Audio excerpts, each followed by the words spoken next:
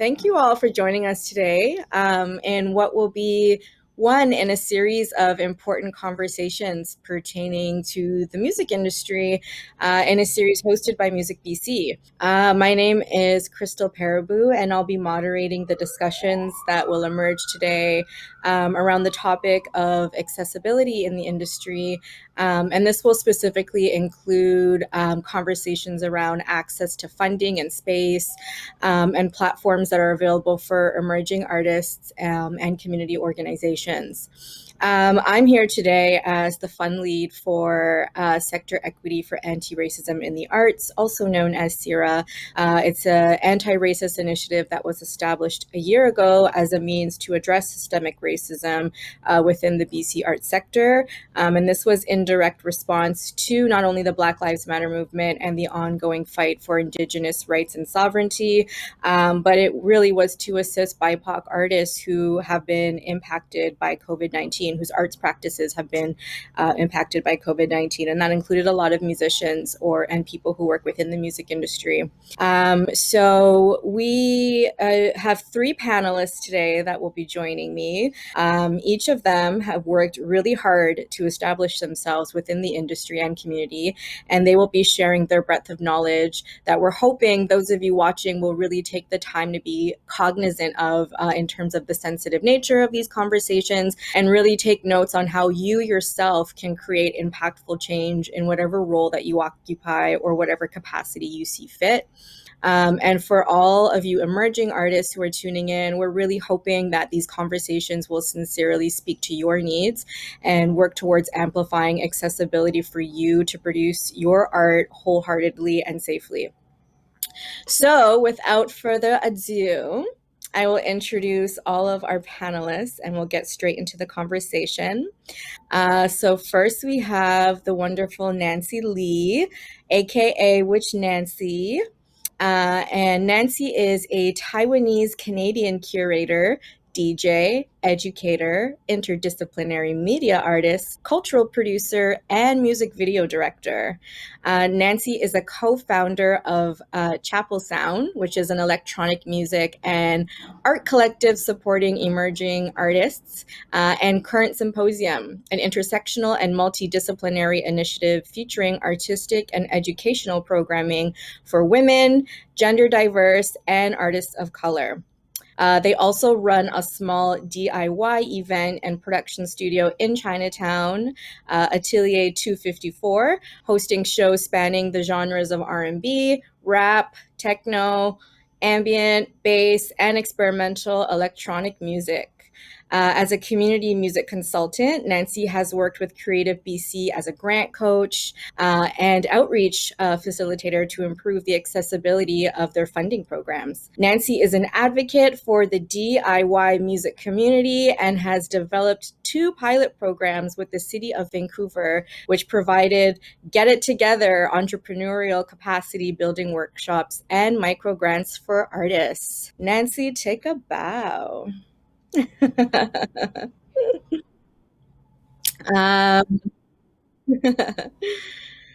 um, okay, and then, so now we have the amazing Dawn Pemberton. So, Dawn, we start off describing Dawn with 3 adjectives: vibrant, genuine, and soulful.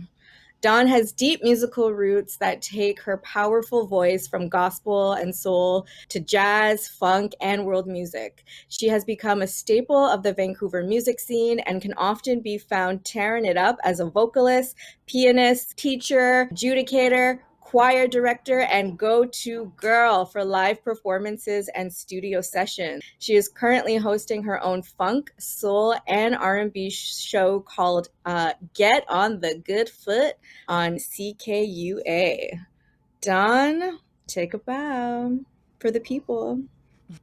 Hey, people. And our third and final panelist joining us today is Anna Rose Carioca. Anna Rose is an arts administrator, co-founder and board member of Redgate's Art Society, and is currently working as the station manager at CITR 101.9 FM and the publisher of Discorder magazine. Born and raised in Vancouver, she has spent the last 13 years working to support the local grassroots art community. Welcome, Anna Rose. Glad to be here.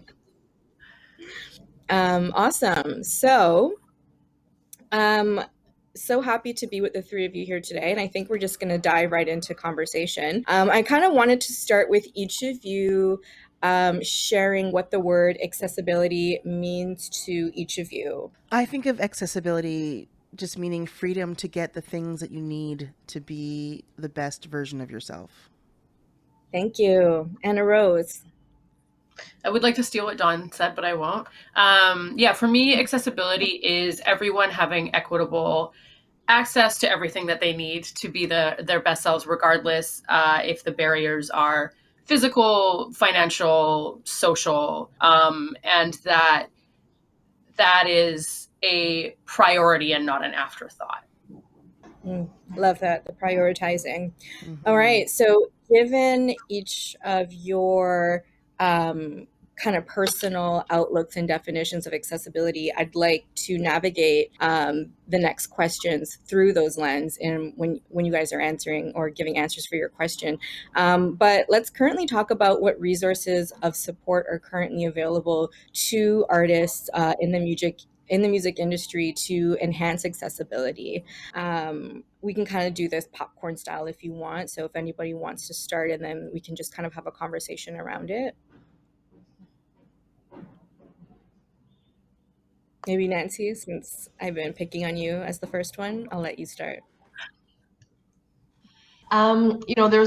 We currently have, like with the Canadian government, we do have funding resources. And I think, especially for emerging artists, that's often like a question I get a lot, is like, how do you access funding? Because not everyone has the bank of their parents to, record their next album or like start up their next studio. So there are some government resources, like through Creative BC, and Music BC also has some like travel grants. There's also like BC Arts Council. There's also like Canada Council for the Arts, that are like public funding kind of areas where artists can kind of like reach out and submit grant applications for some financial support. Amazing. Yeah, is that okay? From my perspective, with CITR and the Redgate, we definitely focus more on community support. So basically just using our leverage as larger organizations to organize and sort of disperse resources amongst the arts community, be it through affordable studio space or radio airtime, just sort of allowing a larger group to kind of consolidate its resources and then try to make sure that it is spread out equitably. Mm-hmm. Obviously, we're not the only ones doing that either. Sorry, go ahead. No worries. I love that. I think there are a lot of organizations that are doing things in a very creative way, and just what Anna Rose was saying about making it engage with the community, creating space for people to have their music played on the airwaves. I think that's really great. And I do think, though, that there sometimes is a disconnect between emerging artists and folks with barriers who, to be able to see what is available to them. And I think part of that can be affected by who these organizations are presenting as, like, this person got this funding or this person. So I think sometimes having visibility and being able to see yourself allows people to envision themselves in certain spaces. So do you all think that with all of the support resources that you mentioned, is there a disconnect between emerging artists knowing that these support systems exist? And if so, what contributes to this? I know, Don, that you kind of just mentioned a bit about, you touched a bit on it, but let's kind of open up that conversation a bit more. First, like people don't know these funding programs exist, and then once people find out that they do exist, it's not super accessible. The application process, the application design, is not super accessible. Also, with artists, musicians, writing is not everyone's forte, as well. And I think, for sometimes, especially as emerging artists, that kind of like, because I've been there, like someone who works primarily in like the DIY kind of scene. It's like you just kind of do it yourself because it's like, why bother with it? Because it almost seems like more effort to go through this and then to possibly go through the process of rejection, than to just do it yourself. So I think, for folks that have been doing it themselves for a long time, it takes like an extra push to kind of get them to submit for funding. And also just like, as someone who's worked as like a grant coach for folks, it's also just like assuring people that if they do get a rejection or they don't get accepted for their application, it's not really about them, and it has more to do with institutional biases and things like that. So the result of their application is actually not has anything to do with them and their value as an artist. Yeah, I think what Nancy does is really invaluable just because there is a specific language when it comes to applying for grants that is really difficult to learn. It's super daunting. I think another disconnect is that a lot of times DIY and grassroots artists are a lot more flexible and spontaneous than granting bodies can allow them to be. A lot of people aren't thinking of a project that's going to take 6 months that starts in 8 months time or whatever, right? Like generally they come up with an idea and they want to be able to act on it a lot more quickly than that. So there's like a really fundamental difference, I think, in the way that both groups operate, which is really, really hard to bridge sometimes. Yeah, and I Definitely, think, sorry, go ahead, Don.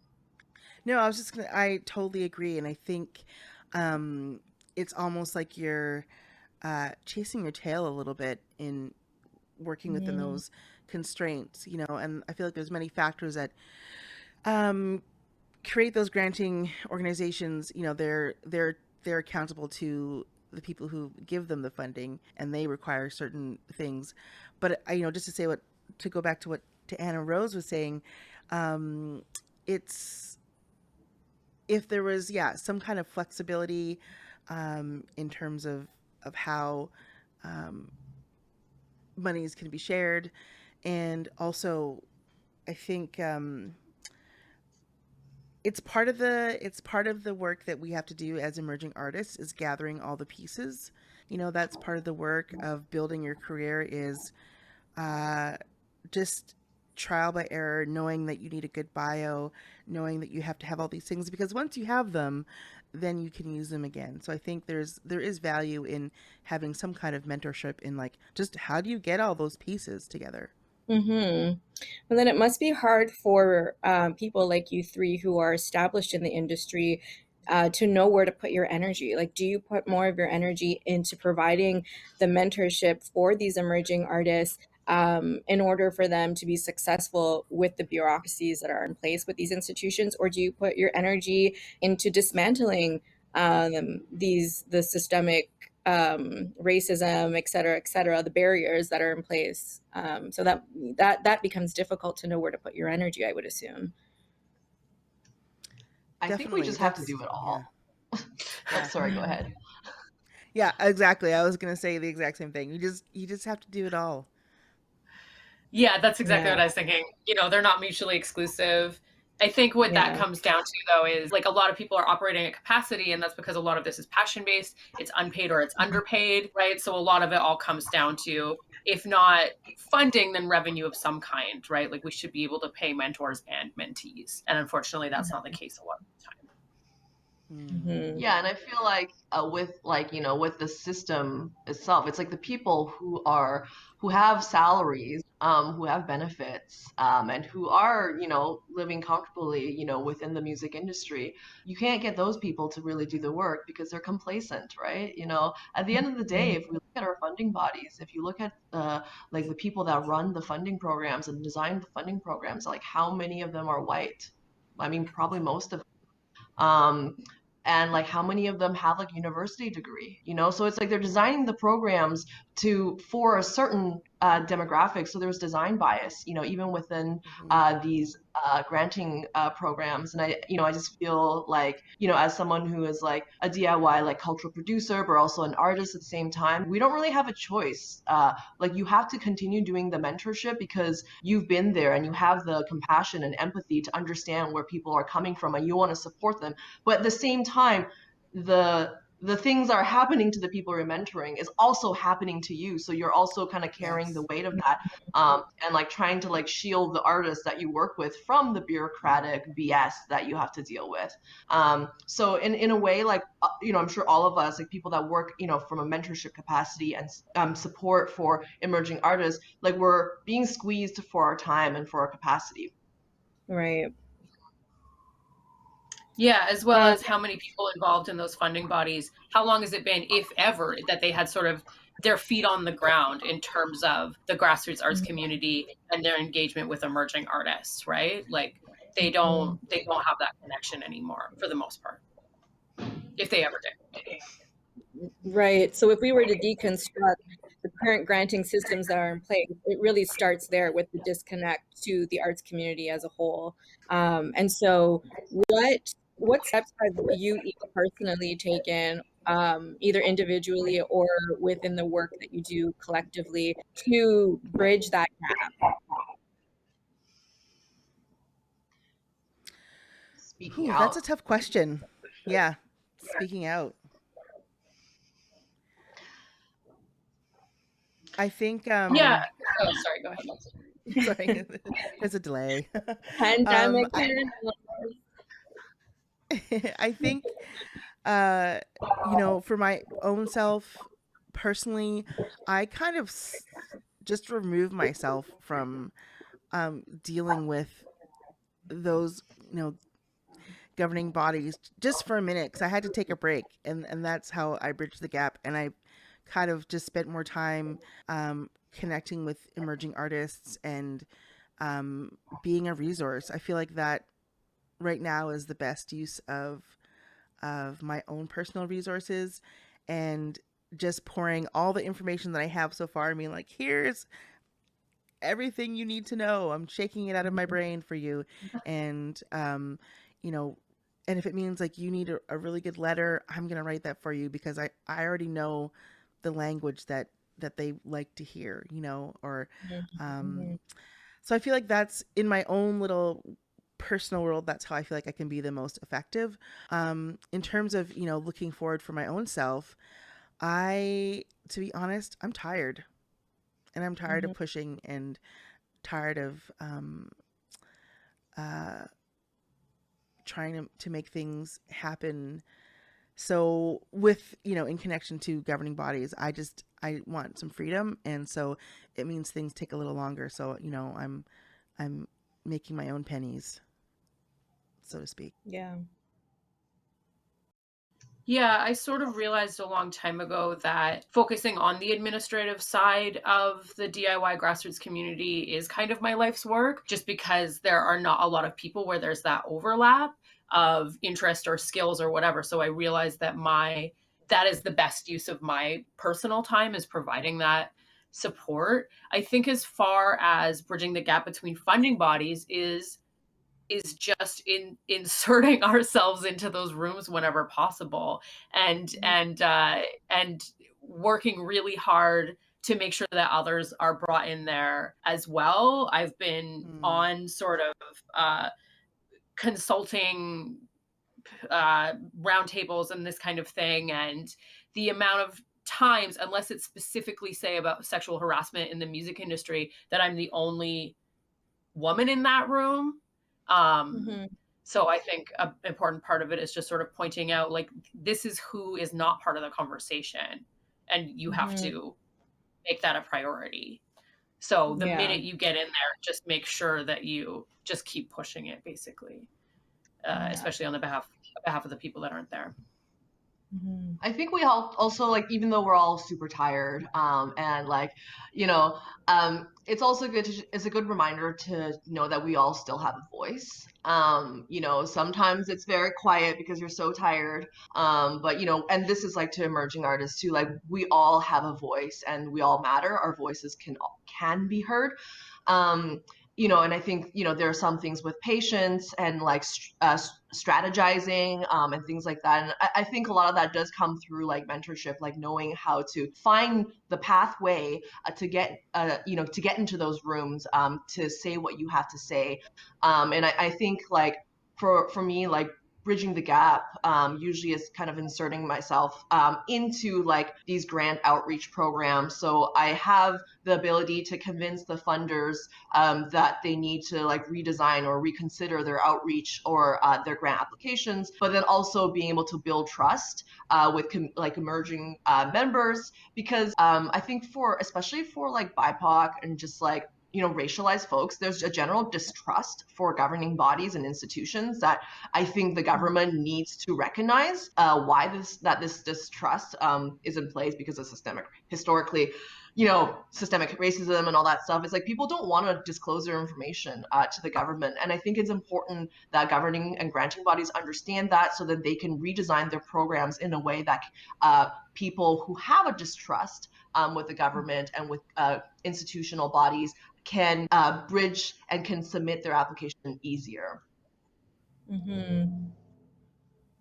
Yeah, definitely. And we'll get more into the power structure makeup of these institutions in a bit, but I quickly just want to segue into talking about physical space, and thinking about what physical spaces that foster the practice of artists and musicians.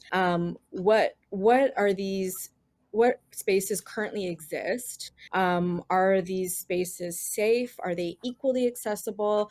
And like, would you recommend them to emerging artists? Like, let's just maybe start a conversation around that. Anna Rose, you essentially help run a space, so maybe we can start with you. The Red Gate, we have two locations. We have one on Main Street, and then we have a small theater on Granville Island.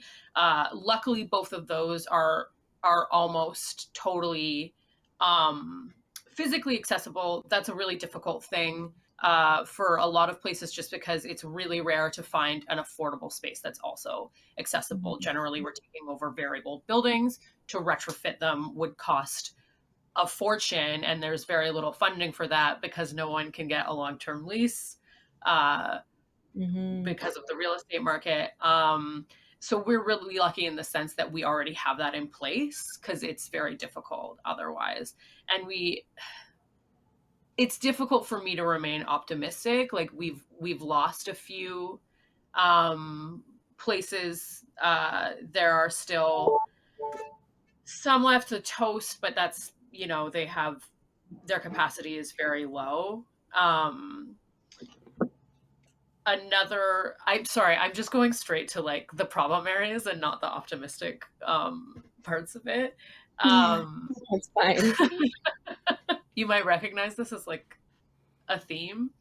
That a lot of the smaller places don't even engage funding bodies at all, because they want to stay under the radar, right? Like, they're having more events than they're supposed to, or they don't have a business license, and so we run the risk of unsafe spaces operating, because that's the only option that they have, right? Mhm. And I'm sure everyone here is familiar what happened in Oakland with the ghost ship fire, and that was sort of many people died, and that is something that in my opinion could have been avoidable had they had the public and financial support of the city to make sure that those spaces are safe, without them just getting shut down and moving to another unsafe building.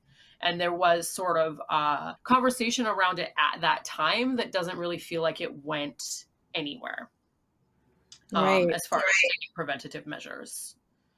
And do you find that it's difficult to quantify the amount of spaces that exist in Vancouver right now, in BC in general, what percentage would you say of spaces are operating at risk like this? I don't I don't want to like name anything, and everyone's operating as safely as they can, and obviously there are other elements that aren't just physical safety. Is this a fire hazard, etc.? But I would say I don't know. Yeah, I don't have that number off the top of my head, really, and I have no idea what it's like in other cities like Victoria or Prince George or anything like that. I mean, I would say 75% of them are doing the very best they can. Mm-hmm. Um, and I would there, there's always going to be some outliers that are just not thinking about it, or they're even prioritizing um, other safety, right? Like emotional safety. Um, Yeah, I think I'm just trying to get someone to gauge for anybody who's watching to understand the urgency of the need for these spaces to be operating safely and the barriers that are in place and how they can contribute to dismantling that. Nancy and or Dawn, I'll give you guys a chance to weigh in on this. I think the thing with spaces is that like it's not that like people choose to go to these underground spaces because the venues itself are unsafe. Um, a lot of people don't want to go to like nightclubs, especially with like a lot of women or queer or trans folks, like they don't feel safe in that like atmosphere. So for them, it's actually like a harm reduction kind of thing. It's actually safer to go to an underground venue to enjoy themselves. So, like safety isn't guaranteed, even if you are, going to a venue that is, up to fire code or whatever, but like you're getting like sexually harassed. So I think, this is like a decision that people, are making. And, there is a, I think with the kind of the younger generation, there is a decline of people attending nightclubs. People are just not going to those type of venues as much anymore, too. So, I think culturally we are kind of transitioning and transforming, and the desires of like Gen Zs are different than what it had been, 20 years ago. And I think the funding bodies need to reflect that, reflect the kind of changing desires. So there needs to be programs that can support thriving smaller venues. Even one of the things, like I think about is like how many venues are run by like racialized people even in Vancouver. How many DIY spaces in Vancouver are run by like POCs? It's just like that's even a thing. Like there's like so much inequity when it comes to like who gets to own what. So I think the funding bodies need to start reflecting that and support um, kind of emerging venue hosts and venue owners in trying to get their space ready, because monopolization is not the way to go. Like having a couple companies that run everything, all the venues that host majority of the shows in Vancouver, that is actually not good for the music community in the long run, because it's a homogenization. Like it kind of takes away opportunities for independent spaces and venues to kind of come up and to like incubate like new unique subcultures. Definitely, I love what you said, Nancy. I think the thing that gets removed from this whole conversation is actually the people. I feel like so much of it gets reduced just to numbers, and um, and that's when we lose the beauty and the uniqueness of public spaces and of creativity and having vibrant, and vibrant arts community.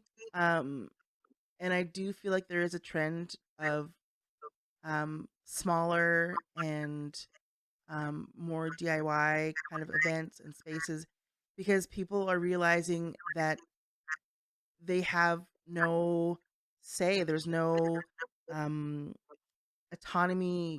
If like Donnelly owns all of the restaurants and venue spaces, the smaller venue spaces in Vancouver, you know, just with one wave of a pen, they can say like, oh, well, we don't want live music anymore, or we can't afford to have live music. So that means like all the 10 venues that they own are not going to have live music. So um, I think the homogenization is not great, and I hope that the city will be able to, speaking of Vancouver in particular, but all across the province, that cities will understand that there is value in people having um, their own agency over how they create and where they create.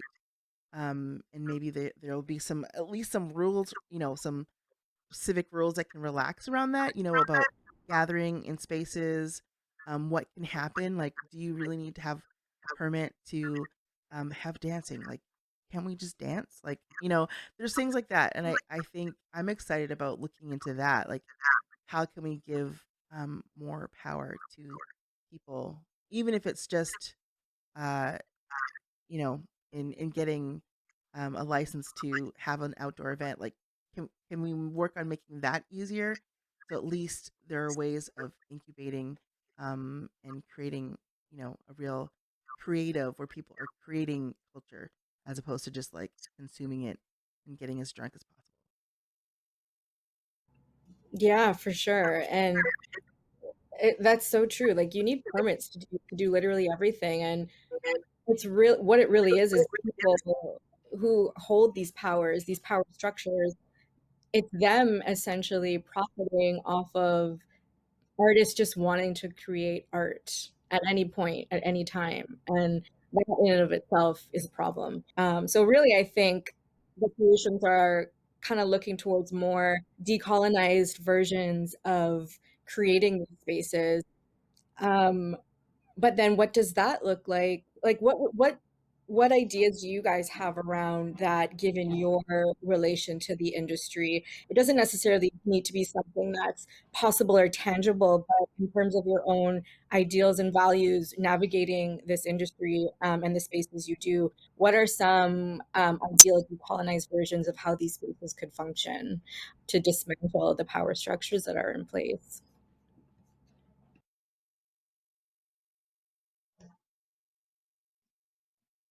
I think some people need to start retiring, you know, like straight up, right? Like I always say, like if you own like a house and a vacation house, you've got retirement savings, your kids have gone to school already, like why are you still hanging on to your job position? Like make space, like you don't need this job. The only reason you're hanging on to this job is because it's making you feel relevant or hanging on to some form of power, but you're financially set, so why are you still taking up space? Like do us all a favor and you can retire, and that might be the biggest anti-racist gesture you can do for the music industry. Example that I use Island. Granville Island was mandated by the federal government to be like an arts center in Vancouver. So people there are charged based on how much money the space that they're occupying has, rather than or okay. Let me start again. So basically, the amount that your business or whatever can make, that's what you're being charged for, not the square footage or the visibility or whatever, which is how like an artisanal broom store can stay open there in such prime real estate, or a bead store or whatever. And then they also have subsidized studio space. Most of that studio space is taken up by people who got in there at the beginning in the 80s. So they're all in their 70s now, essentially. Most of them probably have room at their homes that they own for their own studio space. And so there's always been sort of a hoarding, and that can be financial. It can be power, like you said. It can be like, social capital is a really big one in the grassroots community, I think. Sort of like almost a notoriety. Um, and yeah, essentially, like the conversations that I've been having were basically like everyone needs less and it needs to be distributed more evenly, basically. And in the long run, that would really help. It would make, we talk about how we're all so exhausted. There are many hands that want to contribute, and a lot of us aren't letting them, basically, because we don't want to let go. Mhm. Yeah, and I think in order for these steps to be taken, that accountability piece needs to be addressed first. If someone isn't that's in an executive position or a role, if they're not able to see the problem, then they can't take accountability for it. Therefore, there won't be change. So, what are for any like organizations or executives that are watching this talk? What advice or like tangible steps do you want them to take in order to improve the current power structures in place? Like Nancy, I know you said retire. That's a really great one. But even other ones that are that can be set in place in order for there to be a shift in power structure. Because you have to remember these people will feel threatened by this power shift, but it is necessary. But if we really want to have this conversation open and honestly, let's start outlining some tangible steps for them to at least start taking accountability. So what does that look like to each of you? I think anyone who steps into a leadership role, like an ED, they need to start thinking about their transition plan at day one. And that's part of building mentorship relationships, right? Like, I feel like, you know, you need to start thinking how you're going to pass your leadership role and the power on as soon as you start that role. um, and or else like how are you going to build somebody else up as you kind of like lead and like do the role you do, and having like mentees and having people that you're trying to build up will also help you um, be more accountable to like people that may, come from a different generation or, have a different background, cultural background, that could, call you in on something that, maybe is not with the times anymore. Um, yeah, so I think like kind of like having some form of like sunset kind of like plan when you move into a position. And also, like, organizations don't need to grow forever. Organizations and companies can stop. Sometimes you just gotta do a run and then you call it quits and start doing something else, right? Because I think the idea of the endless growth is so unstable, and it's what's getting us in all of the problems that we're getting into right now with equity and environmental degradation and like you know kind of all the problems that we're kind of coming up with in our society today. I love that, Nancy. I think um, that's such a great way to frame it, like a sunset plan. And um, I think one thing that's very common for a lot of organizations when they're trying to diversify and create more inclusion in their spaces, um, there is a lot of fear around actually letting go. And um, so people will spend a lot of time doing research and hiring people to research for them when what they really need to do is just let go. Um, and and I think uh, when they say like the personal is political, I mean that's so true. It's like, there's a lot of ego wrapped up into it. And I think um the next step is to work with um people who have um experience with like how do you actually transition your organization into a more inviting and equitable space. Like, to me that takes more guts than trying to hang on, because when you hang on you're gonna die, like, you know if you want your organization to be fruitful and to adapt and change and grow, then you have to let go. And I think that's the next step, is like actually inviting in consultants who have experience with helping organizations uh, shift their own power dynamics. Doesn't bend breaks, right? Um, yeah, I think a lot of it also goes back to mentorship, right? And direct outreach. The National Campus and Community Radio Association, they did a recent study about racial inequity in the Canadian um, radio community, which is significant. And they called the report "They Don't Come to Us," which is like quite telling. So it's a sense of it's not being passive. It is like identifying these goals and then going after them really hard and making sure again that it's a priority and not an afterthought. It's not something that you just do when you have time, right? It's what you do first. And yeah, like you said, when people are have these positions, they become complacent, but also their bottom line is keeping that job and keeping that level of income. And not for profits in general and arts groups in particular, we do tend to stretch over the sort of colonialist capitalist framework of exponential growth. And then we wonder why there's a problem, right? Like those things don't have to mesh at all.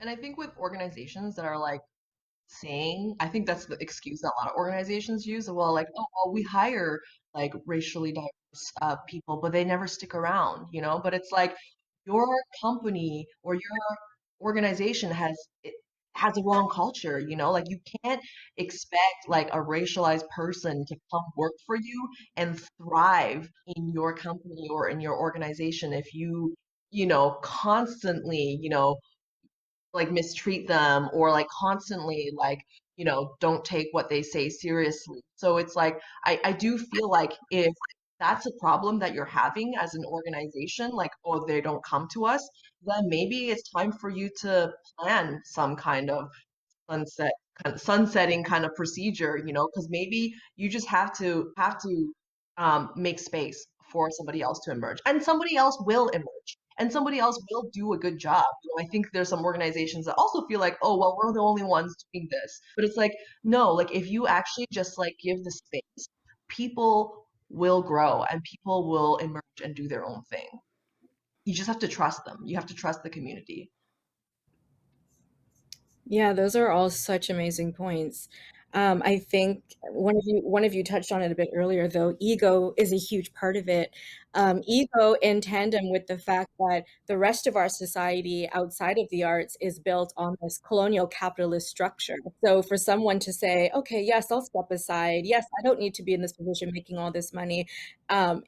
Everything else in society is telling them, yes, they do need to be here. Yes, they do need to be making all this money. Yes, they do need to retain their power dynamic and structure within this colonial capitalist realm that we live in. And so really it's about them understanding the why of it. And I really liked everything that you were talking about, Dawn, in terms of making sure that you're consulting with these communities and you're hiring these people. I also just want to add to that, though, that yes, hire consultants to educate you on this, but also those consultants need to also have your job at the end of the day, because they're the ones who know how to do it.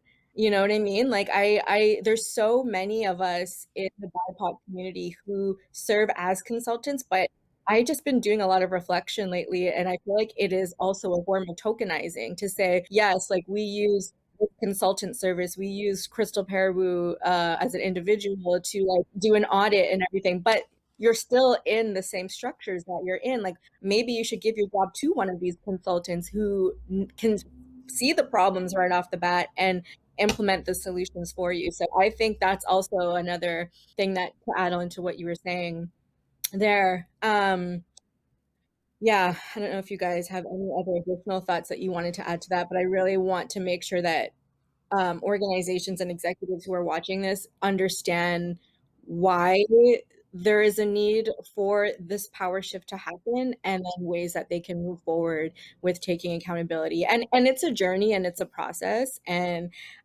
one thing to always make sure to be sure of is in order to be like, anti-racism is not something that you just claim you are. Like you can't just claim that you're not racist. Anti-racism is always rooted in action. So if you are not intentionally every day trying to dismantle pieces of this system that we live in, then you are contributing to upholding racial ideologies And so, yeah, I just want to make sure that people watching this kind of understand that. I want to just give the three of you maybe each time to maybe wrap up any thoughts that you had around this topic that you didn't get a chance to share, or anything that you kind of want to leave our audiences with, whether it's emerging artists, executives, both, or anyone else. Maybe Nancy, if you're okay, we'll start with you. I guess more for the emerging artist. I just want people to feel like they have agency ultimately. Like there's all these government programs out there, and it's not the most accessible thing. And we do live in like a white supremacist society. There are like official government languages that are more superior than other languages, for example. So that itself already creates an inequality. And I just want people to know that it's important to engage structurally, and it's important to be political, and to engage in that way. But at the same time, like don't let it get you down, because yeah, like what I said earlier, like if you submit something and you don't get it, it says more about um, the system and the institutions and the government and the biases that exist rather than your worth as an artist. And that's why the mentorship and community relationship component is so important, because that's what kind of keeps you sane. Your worth, you should be judging your worth within your kind of grassroots community, because those people have got your back. At the end of the day, like institutions and organizations, like they'll come and go, but your community are the ones that are going to stay with you to get forever. So those relationships are the things that you want to nurture the most, because they will ground you as you kind of come up across like discrimination and racism or sexism and stuff like that as you kind of move through, and as your career grows as an artist. So yeah, I guess, nurture your community at the end of the day. I love that. Thank you, Nancy. Um, Dawn, can Yeah. we go to you next? Yeah, I had a really interesting conversation today with a Tibetan man who is medicine, like he's a very thoughtful person, and we were talking about something else, but he said something in a way that kind of framed how people make choices. And one is, do you care about yourself more, or do you care about other people? Do you care about your community and how it thrives, or do you not care about your community? And three, what are your priorities? And I think that using that own filter, can help you discern, um, in your own life, but within your organizations, like what is important, um, and what matters. I think we often just forget, like I said it before, it's just like we forget about the humans and the humanity of people, and uh, we're not going to make it. Things are going to fall apart if we forget about the people. And I think it's really important to put our own egos aside, and it's hard to do because that's not our culture. Our culture is go go go and get, but I think there's enough for everybody. And it's important to remember that even in how you organize um, your boards and or you're looking for artists. I remember I had an agent say like, "Oh, well, we already have one artist, one Black female artist," and I was like, "What? Like, you can have more than one?" Like, I think there's just so many um, things that we're missing out by not being inclusive, and yeah. Oh my God, so true. Put that on a 10 slider Instagram post and share it. Anna Rose, let's go to you. Yeah, most of my sort of takeaway points are financial. I do think a big part of accessibility is and equitable access to resources is we need more flexibility on the part of funding bodies and city and provincial officials. We need more room for different types of growth in our sector. For instance, there should be funding for organizations to work on dismantling the white supremacy and the colonialism that is inherent in our systems. It's ridiculous to expect BIPOC volunteers to come in and fix that without getting paid. Um, and there should be more room for interdisciplinary events and artists. I know Nancy is a master of this, but I know people who have gotten really overwhelmed with it. They're like, oh, I don't know if I fully qualify for this, or I don't know if I fully qualify for that. People shouldn't have to learn a separate language in order to apply for grants and permits as well. That's another thing that was mentioned briefly. That is another separate language and another separate timeline. And then my last point is stop making arts organizations pay property taxes. Because that's pretty rare in Vancouver, or for Vancouver to do that. Essentially, like the Red Gate, for instance, we're paying an unbelievable amount in property taxes every month. We could pay for so many more projects and people if we didn't have to do that, and the landlords benefit from that 100%. Yeah, those are my big points. Thank you. Yeah, that's not cool. Like just the thought of all these entities profiting off of art and artists in general just is not okay. And I think that's somewhere that they all need to start. Well, this was a really great discussion. I want to thank all of you guys for contributing and for all of the work that you guys do on the ground. I know you guys all work really hard. Please give them your love if you guys have them on social media or see them.